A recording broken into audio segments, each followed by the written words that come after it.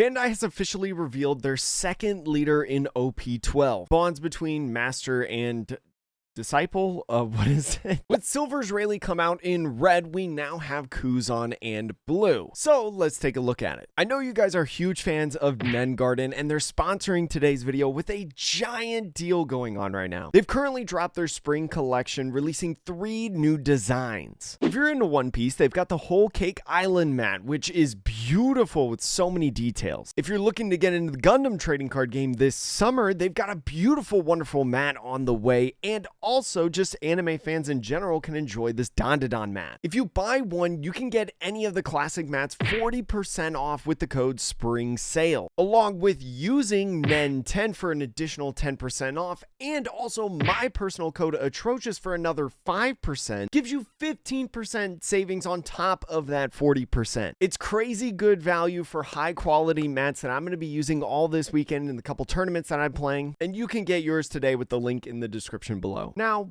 back to the video. If you're wondering where I'm seeing this little reveal page right here, you can check it out in our official Discord server, link in the description below. But looking at this Kuzan leader, it is blue, 5 life, 5,000 power. Doesn't have any sort of on opponent's turn, activate main, anything like that. Just has an ongoing effect. When your Navy type card's abilities cause you to trash cards from your hand, draw a number of cards equal to the amount discarded. This is very reminiscent of just blue decks in general, right? The identity sticks and is there. Blue being all about necessarily like drawing cards, right? Whether that's drawing and then bottom decking or discarding and then drawing. There's plenty of effects revolving around the game of drawing cards. Now, the difference between Silver's Rayleigh and Kuzan, though, is I think Kuzan is a way better effect. This is any time during the game that a Navy type card's ability cause you to trash a card from your hand. We have seen cards like the leader Nami in OP11, right? Trash a card, gain 2,000. There could eventually be a card in the Navy blue category that allows that kind of same effect on, let's say, opponent's turn, and that would activate this, right? You would get plus 2,000 power theoretically, hypothetically, and also draw a card. If there was like any sort of Kaya draw to trash to effect, that would be extremely broken in this deck, because that would mean that Kaya would draw 2 cards if it was Navy, hypothetically, and then when you trash 2 cards, you draw 2 more cards through your leader effect. There's a lot of potential with this deck, and I think Bandai is going to have to really walk a fine line or try to make sure that in the Navy archetype that there's not too much draw that goes too crazy. One of the things that I think about, though, in comparison to the Silver's Rayleigh that we talked about in yesterday's video, if you haven't watched that, go check out the iCard up top, is the Silver's Rayleigh, I feel like, had some applications to cards that we have right now that work. Kind of taking skeletons of things like Zoro builds, right? A deck that excels with a lot of smaller bodies swarming the field, but Kuzan I don't feel like has that same value. I'm 90% sure that this is the full set of cards that we currently have in the Navy build that proctor your leader effect, right? This guy trashing 1 card from hand would allow you to draw a card. Suru, you gotta trash 2 cards from your hand, therefore letting you draw 2 cards. Arumaki, trashing a card to be able to use this activate main effect, therefore letting you draw a card and gain the power and bouncing in character, all that jazz. And then Waste of Human Life event card from OP05. After fulfilling that first main effect, then you and your opponent trashing cards until you have 5 in hand. If you had a pretty big hand of like 8, this event will allow you to redraw back up to that 8 while your opponent stays at 5. So it's a little bit more difficult to build a deck around Kuzan until we find out the entire set and how much of these Navy cards that we can build around it. I just want to make that very, very clear. Like, these lists are, in my opinion, definitely emphasizing the way too early category. But I still have some lists for you if you want. So this is the first one that we have in terms of the Kuzan. I just have the Nami there as a placeholder, but I thought about which ones that I wanted to pair up with the Navy, at least right now, and Whitebeard Pirates, I thought, kind of fit the mold a little bit, I would say. If you know anything about this 20-second starter deck, right? this Odin is actually really good in the deck. Now, although this Odin's leaving the field effect doesn't allow you to draw cards right through your leader effect, it's an 8,000 power body that you give the ability to restand, right, putting something back in your hand, which is really strong in my opinion. This is just a really strong card in general. I also thought Jozu was a really good card, right? Jozu is present in so many different blue decks just simply because it allows you to put a card back in your hand, maybe like a 1-drop Searcher or a 2K that you put on the field previously, and forces your opponent to put back a 6 cost or less. I thought about putting Kyros in here from OP10, that SR, but I felt like there was a lot of bricks in this deck, 14 of them to be exact, and I didn't want to lose out on some counter in comparison to that. Even though Kyros for 7 Dawn doesn't force you to put a character back in hand. You do have your fair share of kind of weenie cards though, right? Tashigi being the most obvious 1-drop Navy Searcher. This probably wouldn't surprise anybody. I also put a couple of the SR Izos in the list, mostly because not only can it help you find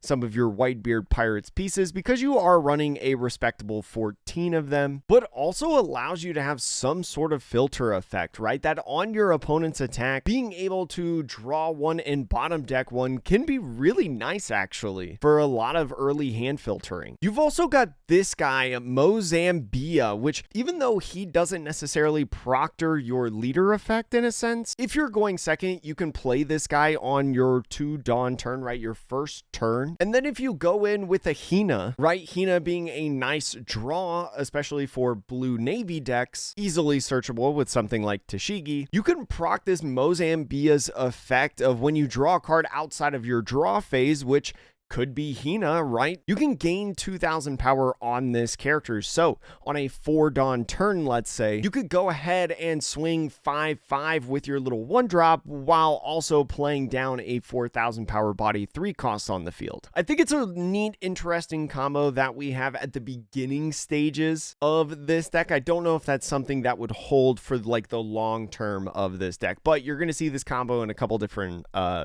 deck list that I have. Subaru is an obvious inclusion, and I think whether or not there's a bajillion good OP12 blue Navy cards or bad, I think Subaru is an auto inclusion in this deck just simply because it not only is a draw effect, right? It's basically a hand filter draw 2. It's only a -1 card playing that Subaru on the field instead of 3 as it typically would in other decks, but also you can return any of your opponent's characters to their hand. There is no cost locked into this, which is so nice. That's why I think it's so good to include. This is just one of the best blue cards in the game, right?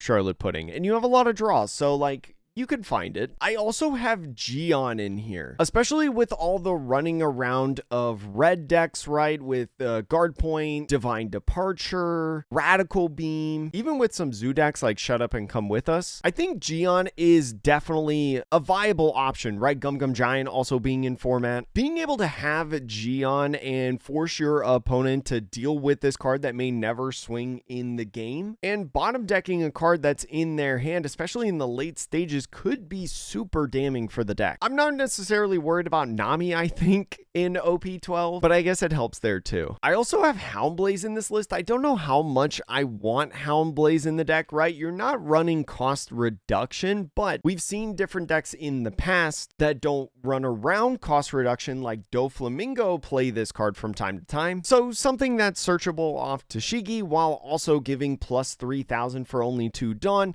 could be really, really good. I've also got X-Drake in here. Although X-Drake does not necessarily proctor your leader effect, it's a searchable Navy blocker, respectable 6,000 power, while also being able to manipulate the top 5 or bottom 5 of your deck. Could just be a really nice card to include. I only have it as a 2 of right now. I don't know how I feel about that. This deck, really weird in my opinion.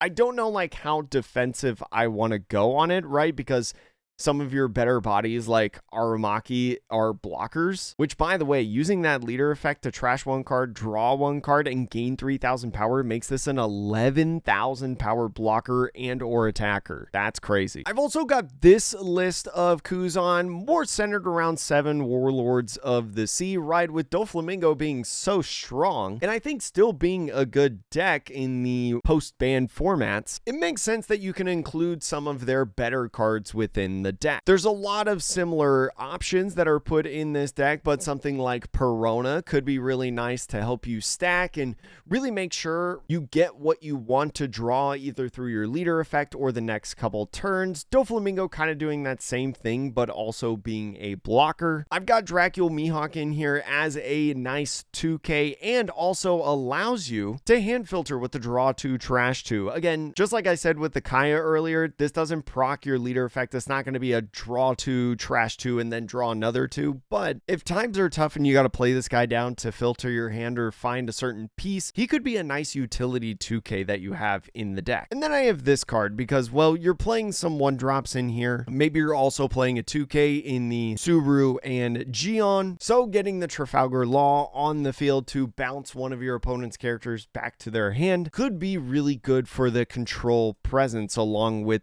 still having Jozu in the list, right, like I mentioned earlier. This one being kind of odd. And then the final one that I have in here, this one is the real odd deck because I wanted to make sure that I had 3 deck lists, and this third one I was like, oh my god, what would I put? But I think that there's something going on in here. You've added a couple of 2Ks in terms of the Navy type, so help being searchable with this Monkey D Garp, right, coming from OP12, as well as adding Cavendish in here from OP10. I think Cavendish is just generally a good card, right? I've seen this played in a couple different blue decks, even though it doesn't get the pseudo rush effect like it does in Usopp. If it does get to attack, draw 2, trash 1 is nothing to scoff at. It's not really searchable, you're gonna have to find it, but there are a couple different draw options within this deck, especially alongside Sanji's Pilaf, right? You get this in life, gonna be a really nice draw too, but also just good in terms of drawing. We even saw people like Sakazuki at Worlds a couple years ago. Some people were playing Sanji's Pilaf in the Sakazuki deck. And guess what? It was pretty good. It wouldn't surprise me to see Pilaf in something like this deck, even though it's not Navy or anything. I also have Gum Gum Red Rock in here because, well, I thought about something like 10-drop Teach and something, or just big boss monsters, and Gum Gum Red Rock is just nice to get rid of one of those guys, right? Can help control the board a little bit. And then also Kaido. Kaido just being fantastic to draw cards, right? Having that on play effect of drawing 4 if your opponent has 3 or less life. At the later stages of the game, in a lot of matchups, your opponent's probably going to be at 3 or less life. So I think you're going to be able to get that Kaido off many times within the games. And then just adding a little bit of counter power because you are running a heavy 17 amount of non-counter cards, even though some of your non-counter are blockers like Arumaki. It could just be really nice for the defense, right? Especially as a 0-cost event. But that's the deck list that I've made, and I'm not going to admit that they're perfect or anything like that. And we definitely will revisit OP12 Kuzan as a much more refurbished deck once more cards get revealed, and also once more cards get revealed of the Blue Navy type specifically. We'll go ahead, do some gameplay in some IRL videos with some of my friends here on the channel. So thank you so much for watching. Hope you enjoyed this video, and I hope to see you again in the next one.